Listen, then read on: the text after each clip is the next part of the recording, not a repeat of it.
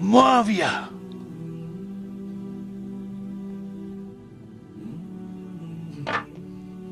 तुम्हें 2 लिबास और पेट भर के खाने से ज्यादा क्या चाहिए? अम्वाले गनीमत खलीफा और उनके मुतवल्लियों के पास क्या कर रहा है? अपनी जाती सरवत की तरक्की, इस भूखी उम्मत की खुशहाली या आबादी के लिए खर्च हो रहा है? सर अबू जर गिफारी रज़ियल्लाहु ताला अन्हु के तो हालात बयान करने के लिए बड़ा पत्थर का दिल चाहिए, इतने सोजो गुदास वाली जिंदगी। हाँ, जामिया तिरमिज़ी में हदीस है, नबी सल्लल्लाहु अलैहि वसल्लम ने इरशाद फरमाया कि इस नीली छतरी के नीचे अबू जर गिफारी से सच्चा इंसान कोई नहीं। कौन कह रहा है? नबी सल्लल्लाहु अलैहि वसल्लम, जो खुद सादिक और अमीन। और जामिया तिरमिज़ी में एक और हदीस है, नबी अलैहिस्सलाम ने फरमाया कि अबू जर गिफारी से बढ़कर कोई अहद वफा करने वाला और ज़ुहद में मेरी उम्मत में नहीं है। ये मेरी उम्मत में ईसा इब्ने मरियम की मिसल है, अबू जर गिफारी। और ईसा इब्ने मरियम वो है जिनके बारे में रवायतों में आता है कि वो दुनिया से इतने जाहिद थे कि वो बर्तन में पानी भी नहीं पीते थे। वो कहते थे ये दुनिया का माल है, अपने हाथों में पानी पिया करते थे। यानी दुनिया को 3 तलाकें दी हुई थी। तो नबी अलैहिस्सलाम फरमाया मेरी उम्मत में सैयदना ईसा इब्ने मरियम की मिसल ज़ुहद में अबू जर गिफारी है। ये लफ्ज है अबू जर गिफारी, गफ्फारी नहीं है लफ्ज, गिफारी ज़ेर है और फा के ऊपर तशदीद भी नहीं है। तो अबू जर गिफारी रज़ियल्लाहु ताला अन्हु अलैहिस्सलाम नबी अलैहिस्सलाम के लाडले असहाब में से थे। सही बुखारी में इनके कबूल इस्लाम का पूरा वाकया मौजूद है। इन तक जब दावत पहुंची कि इस तरह एक पैगंबर आए हैं मक्के की सरजमीन में जिन्होंने दावा नबूवत किया, तो ये इन्होंने पहले अपने भाई को भेजा कि खैर खबर लेके आओ, तो उन्होंने बताया हाँ इस तरह एक शख्स है। फिर ये खुद रखते सफर बांध के नबी सल्लल्लाहु अलैहि वसल्लम की खिदमत में हाजिर हुए मक्का शरीफ में।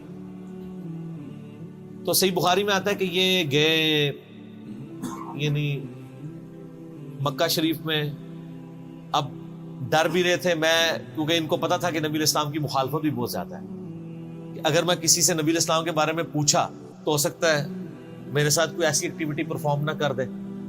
तो ये हरम मक्का में इन्होंने डेरा डाल लिया और कहते हैं मैं जितने दिन वहां रहा ना तो आबे ज़मज़म ही पीता था। जब मेरी खजूरें खत्म हो गई, ज़मज़म खाने का काम भी करता था और पीने का भी, ज़मज़म ताकत वाला पानी। तो कहते हैं सबसे पहले मेरी जिस शख्स से मुलाकात हुई वो सैयदना अली इब्न अबी तालिब थे रज़ियल्लाहु ताला अन्हु अलैहिस्सलाम। तो कहते हैं हजरत अली ने जब मुझे ऑब्जर्व किया ना तो मुझे अपने साथ घर ले गए कि परदेसी है, खाना शाना खिलाया, रात ठहराया। कहते हैं ना उन्होंने मुझसे पूछा कि किस लिए आए हो, ना मैंने उनको बताया। ये मैं आपको अखलाकियात बता रहा हूँ कि दावत का काम कितना ठंडे करके करना पड़ता है। आप तो कहते हैं पहले दिन ही किसी को रफुल ईदैन शुरू करवा दें, इतना आसान नहीं होता ये। तो दूसरा दिन भी इसी तरह गुजरा, तीसरा दिन भी। तो 3 दिन के बाद अबू जर गिफारी ने खुद हजरत अली पे एतमाद किया और उनको अंदाजा हुआ कि ये बड़ा, तो उन्होंने कहा मैं यानी एक, और हजरत अली ने भी एक्सपोज नहीं किया कि मैं नबी इस्लाम के करीबी लोगों में से हूं। तो उनका कि मुझे तुम एक अच्छे इंसान लगे हो तो मैं इस काम के लिए आया हूं, तो तुम मुझे गाइड करो मोहम्मद इब्न अब्दुल्ला के बारे में, मैं उनसे मिलना चाहता हूँ सल्लल्लाहु अलैहि वसल्लम। तो सैयदना अली ने कहा कि वाकई वो तो अल्लाह के पैगंबर हैं और इस तरह। तो फिर वो हजरत अबू जर गिफारी को नबी इस्लाम के पास ले गए। नबी इस्लाम के पास थोड़ी देर बैठे, उन्होंने इस्लाम कबूल कर लिया। और सर इस्लाम क्या कबूल किया, इतना आला दर्जे का ईमान। नबी इस्लाम फरमाया तुम अपने कबीले में वापस चले जाओ, जब मक्के में हमारा गलबा होगा या कोई अल्लाह ताला राह निकालेगा, अभी तो जो भी इस्लाम कबूल करता है उसकी फैंटी लगती है, तो मैं कोई ना कोई तुम्हें मतलब बता दूंगा, अभी तुम अपना ईमान पोशीदा रखो, अपने इलाके में चले जाओ। उनका या रसूलल्लाह ऐसे नहीं हो सकता। वो जनाब आगे मक्के खाना काबे के अंदर आके उन्होंने कहा मैं गवाही देता हूं कि अल्लाह एक है और मोहम्मद सल्लल्लाहु अलैहि वसल्लम उसके रसूल है। तो मुशरिकीन अरब उन पे टूट पड़े, खूब मारा।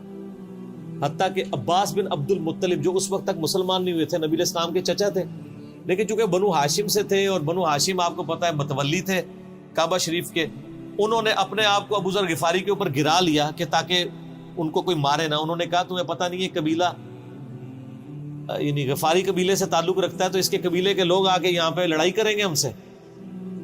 کیونکہ قبائلی سسٹم تھا نا، اس میں یہ نہیں دیکھا جاتا تھا کہ اس کا مذہب کیا ہے، پہلے نمبر پہ دیکھا جاتا ہے یہ ہمارے قبیلے کا ہے، تم نے ہمارے قبیلے کے بندے کو مارا ہے تمہیں نہیں چھوڑیں گے. اسی وجہ سے آپ دیکھیں نا بنو ہاشم اسلام قبول نہ کرنے کے باوجود نبی علیہ السلام کی پشت میں تو کھڑے رہے نا، اور یہ پہلے بھی ہوتا رہا. قرآن حکیم میں آتا ہے نا کہ شعیب علیہ السلام کی قوم کیا کہتی ہے، اے شعیب اگر تیرا قبیلہ تیرے ساتھ نہ ہوتا کب سے تیرا کام کر چکے ہوتے. اس لیے انبیاء ڈومیننٹ قبائل میں آتے ہیں جو شریف النفسی والے ہوتے ہیں، جن میں ایک سسٹم ہوتا ہے پورا. تو اور پھر جو ہے نا وہ اگلے دن پھر ابو ذر غفاری نے اس طرح کلمہ پڑھا، پھر ان کی پٹائی ہوئی، پھر حضرت عباس نے ان کو بچایا اور پھر وہاں سے یعنی وہ چلے گئے. یہ پوری حدیث صحیح بخاری میں ہے، اور بلکہ بخاری میں پورا ایک چیپٹر ہے ابو ذر غفاری کے اسلام لانے کا واقعہ. امام بخاری نے ابو ذر غفاری کا پروٹوکول یہ رکھا ہے کہ اسلام کا پورا چیپٹر بنایا ہے ابو ذر غفاری کے اسلام لانے کا واقعہ. باقی یہ درویش صفت آدمی تھی اور دنیا کو 3 طلاقیں دی ہوئی، اور وہ اس لیے کہ انہوں نے نبی علیہ السلام کو بڑا کلوزلی آبزرو کیا تھا. نبی علیہ السلام کی جتنی احادیث دنیا سے زہد اور دنیا پرستی کی مذمت پہ ہے نا، اکثر احادیث کے راوی ابو ذر غفاری. چونکہ انہوں نے نبی علیہ السلام کو بڑا کلوزلی آبزرو کیا تھا تو اس لیے وہ صحابہ کرام پہ جب دنیا کے خزانے کھول دیے گئے، اور بعض اصحاب اور بعض تابعین میں انہوں نے جب دنیا کی محبت میں غلبہ اور عیاشی کا لیول دیکھا تو ان سے وہ برداشت نہیں ہوتا تھا. اور تو نبی علیہ السلام کی صحبت کی ہوئی تھی، خدا بے نیاز ہے. وہ کہتے تھے یہ دیکھو یار ہم لوگ تو فاقے کرتے تھے اور ہمارا پیغمبر ہمیں یہاں تک تعلیمات دیتا تھا کہ اے اللہ محمد اور آل محمد کو بس اتنا ہی رزق دینا کہ روح اور جسم کا رشتہ برقرار رہے. یہ حدیث بخاری و مسلم میں ہے، اور بخاری و مسلم میں حدیث ہے حضرت عمر کو نبی علیہ السلام نے ڈانٹتے ہوئے کہا جب وہ چٹائی کے نشان دیکھے، ان کا یا رسول اللہ رو پڑے کہ کیسر و کسرا تو دنیا کے مزے لوٹ رہے ہیں اور آپ اللہ کے نبی. تو آپ فرمایا کہ تم اس پہ خوش نہیں کہ وہ دنیا کے مزے لوٹیں اور تم آخرت کی سعادت لوٹو. اور لگتا ہے عمر تم پہ دنیا کی حقیقت آج بھی نہیں کھلی. جن لوگوں کے سامنے یہ ساری چیزیں تھیں، جن لوگوں نے نبی علیہ السلام کا وہ پیریڈ دیکھا تھا، پھر ان کو یہ بھی پتا تھا کہ بخاری و مسلم میں نبی علیہ السلام کے جو آخری خطبات میں سے شہدائے احد کے اوپر جو نماز جنازہ آپ نے 8 سال بعد پڑھی، اور وہاں پہ آپ نے جنازے یعنی ادھر قبرستان میں خطبہ دیا عبرت کے لیے، اور اس میں کئی چیزیں تھیں. ایک تو یہ تھی کہ یہ یہاں پہ وہ لوگ دفن ہیں جنہوں نے اسلام کے لیے قربانی دی ہے اور ان کا پھل تم نے کھانا ہے. وہ دنیا سے اسی طریقے سے گئے ہیں، کفن میں نہیں دیا گیا کئی لوگوں کو. نمبر 2، اسی میدان میں مال غنیمت سمیٹنے کی وجہ سے ایک فتح شکست میں بدل گئی تھی، جبکہ اللہ کے نبی بھی موجود تھے. اللہ نے اس کا بھی لحاظ نہیں کیا اور وہ فتح شکست میں بدل گئی کہ انہوں نے مال غنیمت لپیٹنے میں نبی علیہ السلام کی حکم حدولی کر دی، تو تاکہ بعد میں یہ معاملہ نہ ہو. تو وہاں آپ کا خطبہ بخاری مسلم دونوں میں آپ نے فرمایا کہ، اور حضرت عقبہ ابن عامر کہتے ہیں میں نے آخری دفعہ نبی علیہ السلام کو ممبر پہ اسی دن دیکھا تھا. آپ نے فرمایا کہ میں اللہ کی قسم اپنے حوض کوثر کو اس وقت دیکھ رہا ہوں، اللہ نے دکھا دیا. اور آپ نے فرمایا کہ مجھے یہ خطرہ نہیں ہے کہ تم میرے بعد شرک کرنے لگو، لیکن مجھے ڈر ہے کہ تم دنیا کے مال میں پھنس جاؤ گے اور پھر تم ایک دوسرے کو قتل کرو گے جس طرح اگلی قوموں نے کیا، اور تم بھی تباہ و برباد کر دیے جاؤ گے جس طرح اگلے. اس سے زیادہ کیسے آپ ڈر سناتے؟ اب یہ ساری چیزیں موجود تھیں. آپ فرمایا مجھے خطرہ یہ ہے کہ دنیا کا مال تم پہ کھول دیا جائے گا، ان قریب کیسر و کسرا کے خزانے تمہارے پاس آ جائیں گے. جو بخاری مسلم میں آتا ہے نا کہ نبی علیہ السلام نے کہا کہ مجھے اللہ نے 2 خزانے عطا کر دیے، ٹھیک ہے، زمین کی خزانوں کی چابیاں، اور جس سے وہ بریلویوں نے کچھ اور ہی قیدا بنا لیا. اس میں موجود ہے کہ کیسر و کسرا کے خزانے، یعنی آپ کو بتایا گیا کہ رومن اور پرشین امپائر جو ہے مسلمان فتح کر لیں گے یرموک اور قادسیہ کے اندر، اور مسلمانوں کے پاس وہ دولتیں آ جائیں گی. پھر آہستہ آہستہ وہ بھی اسی دنیا کی محبت کا شکار ہو جائے گی. اب یہ ساری باتیں حضرت ابو ذر غفاری کے سامنے تھی، حتیٰ کہ صحیح بخاری میں آتا ہے کہ ابو ذر غفاری کہتے ہیں مجھے دن یاد ہے کہ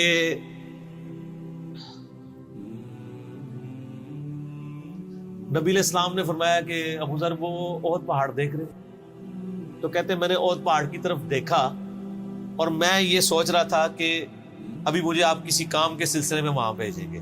دن کا وقت تھا، تو میں اپنے ذہن میں یہ اندازہ لگانا شروع کر دیا کہ کوئی کام بتائیں گے تو میں یہ پہنچ کے واپس کتنی دیر میں آؤں گا.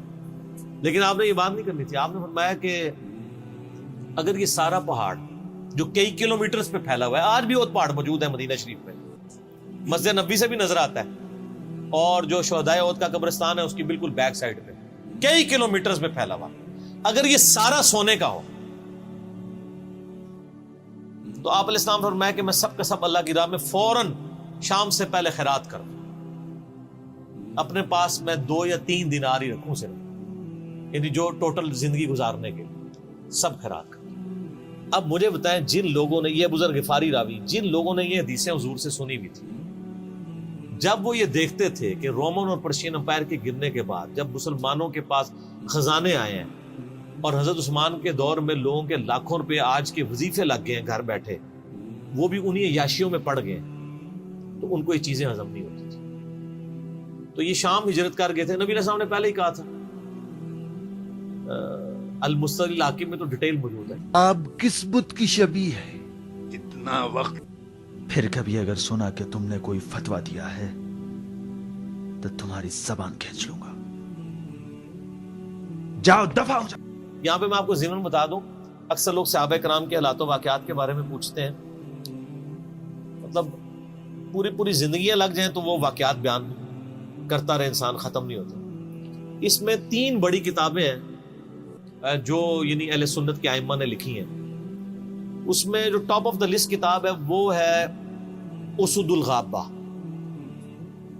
امام ابن اثیر المتوفی 630 ہجری نے 8000 صحابہ کے حالات و واقعات جمع کیے ہیں اس کے. یہ اردو میں ترجمہ ہو چکا ہے شرح کے ساتھ. اس کی شرح لکھی ہے الاصابہ امام ابن حجر اسقلانی نے, المتوفی 852 ہجری. 8000 صحابہ کے حالات و واقعات, یہ سب سے بڑا ذخیرہ ہے ہمارے پاس. اسد الغابہ کی شرح الاصابہ, اور ایک اور کتاب ہے امام ابن عبد البر المتوفی 463 ہجری الاستیاب, ان کی کتاب ہے. اب وہ ابھی اردو میں ٹرانسلیٹ نہیں ہوئی ہے. اور اس کے علاوہ فضائل صحابہ جو چیپٹر ہیں بخاری میں, مسلم میں, وہ آپ کو چند ایک واقعات ملیں گے.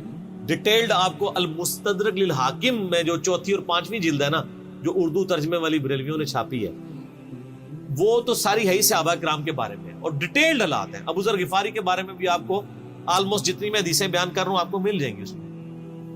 اس میں یہ حدیث نبی علیہ السلام نے, یعنی یہ حدیث ہے المستدرک للحاکم میں صحیح سند سے, کہ فرمایا آپ علیہ السلام نے کہ ابو ذر تیرا کیا حال ہوگا جب تو بھوسا لوگوں میں رہ جائے گا.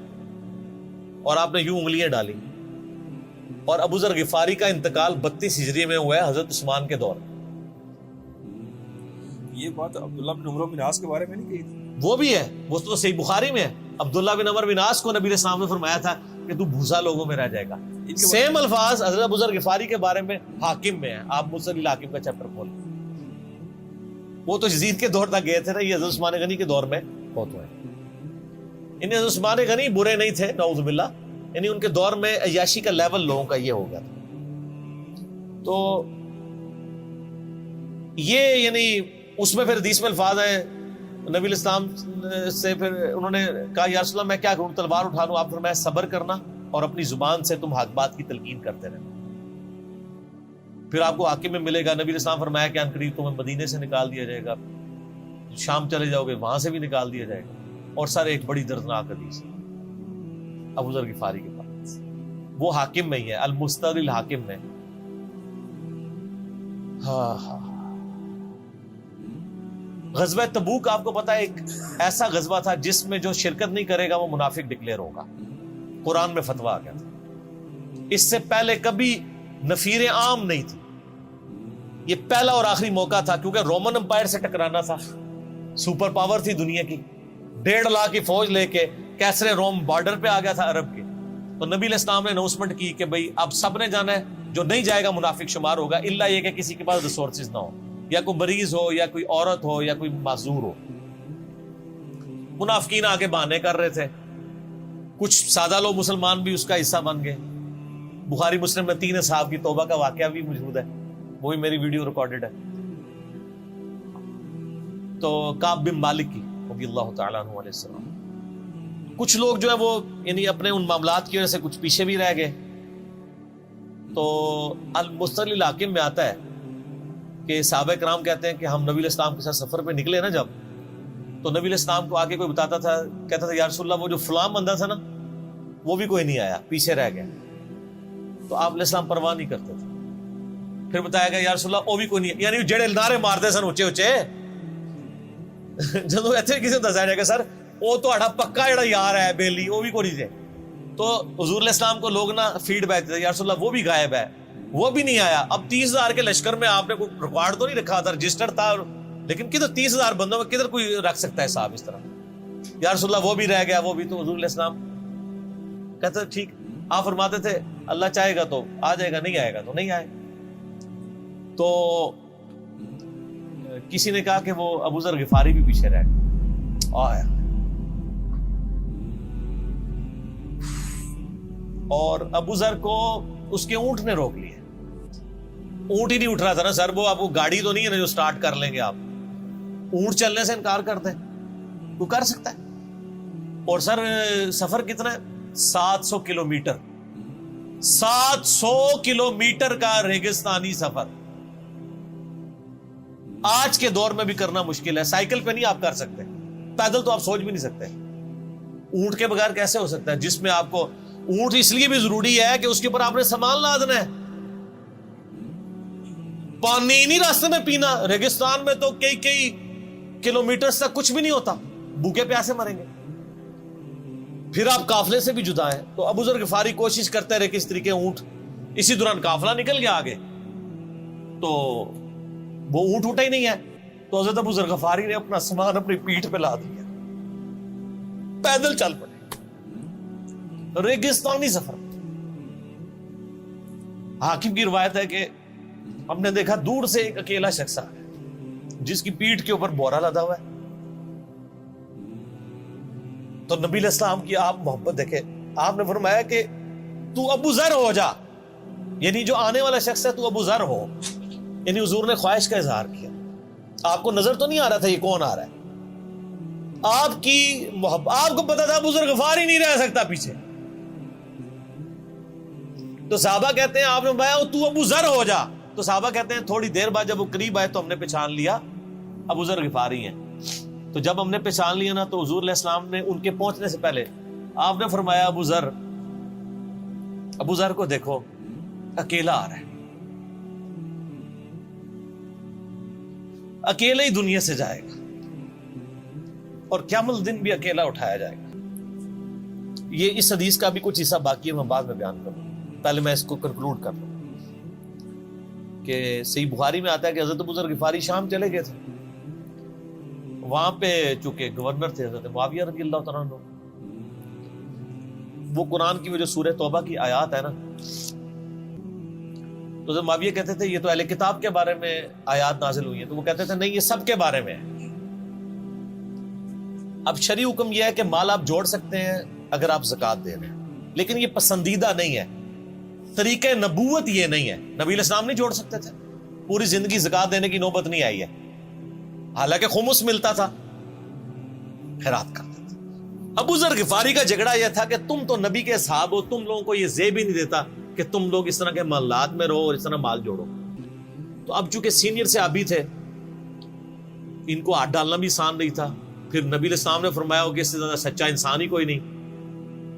تو حضرت معاویہ نے خط لکھا حضرت عثمان کو کہ جی اس بندے سے میری جان چھڑائے نا، اس کو آپ واپس بلائیں. حضرت معاویہ نے جب خط لکھا تو حضرت عثمان نے ان کو کہا تم مدینہ شریف واپس آ جاؤ.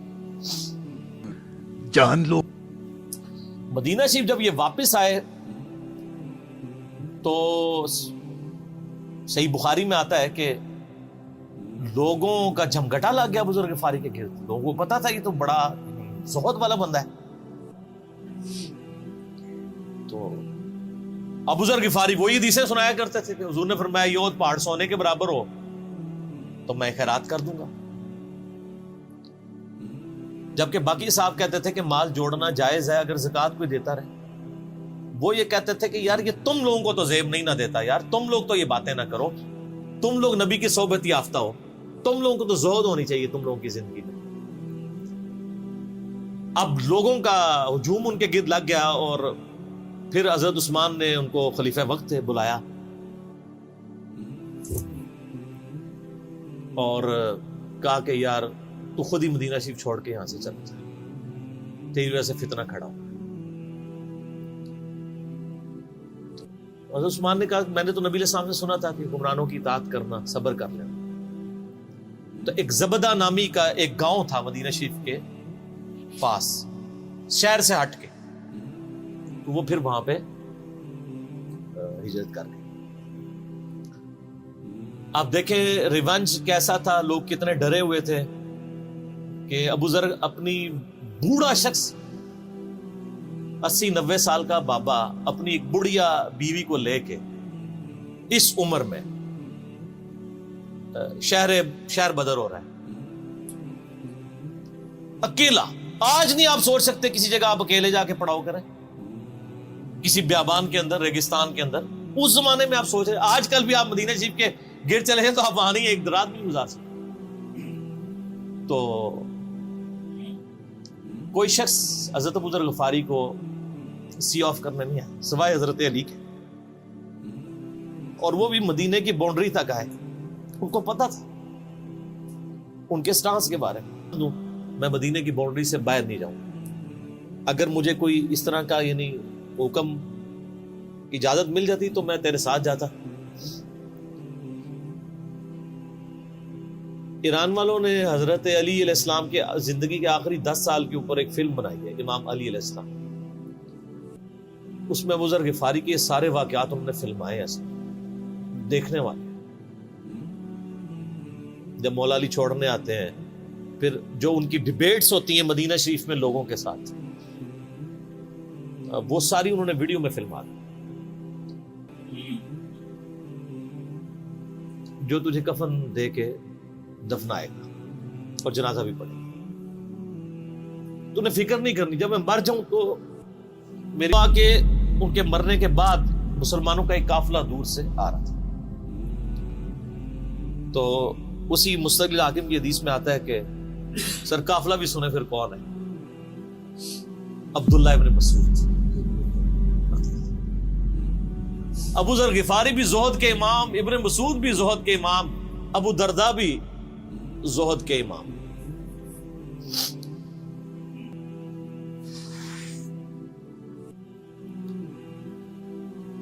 ابن مسعود رضی اللہ تعالیٰ عنہ جب وہاں پہ رکے، ان کو تو نہیں پتا تھا یہ کون ہے، تو انہوں نے کہا بی بی کیا وہ؟ ان کا میرا خامند مر گیا ہے۔ ان کا یہ کون ہے؟ تو انہوں نے کہا ابو ذر غفاری۔ عبداللہ ابن مسعود کی چیخ نکل گئی، چیخ ماری انہوں نے، ان کا واہ۔ اللہ کے نبی نے فرمایا تھا کہ ابو ذر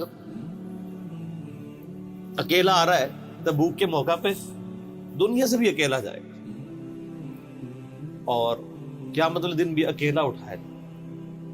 یعنی اب اسی سرزمین سے ہی اس نے اٹھنا ہے نا، ہر بندے نے اپنی قبر سے اٹھنا ہے، یعنی وہ مسلمانوں کے قبرستان میں بھی دفن نہیں۔ ایک یہ جو مزار کی رٹ لگائے پھرتے ہیں، میں ان سے پوچھتا ہوں تمہارے بابوں کی کیا اوقات ہے؟ ابو ذر غفاری کا مزار دکھاؤ کدھر؟